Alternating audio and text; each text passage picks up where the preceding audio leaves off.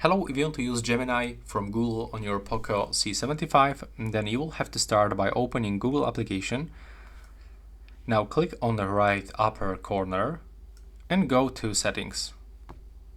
Then you will have to just search for Gemini. If you cannot find it right here, you can use search bar. So open Gemini. Now open it with the Google application. And right here, scroll all the way down, click continue.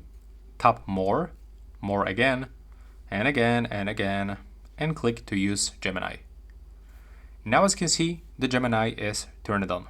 Additionally, you can get the Gemini application from Play Store. So go here, click on search, input the Gemini phrase. There we go.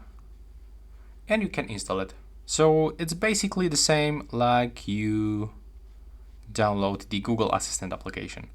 So when you tap on the Google Assistant application, right now it will actually force us to switch from Gemini, but if you set this one as default, then it will look actually like that. Let's go with this Gemini. There we go. So once you tap on it, it will pops up right here and you can use Gemini.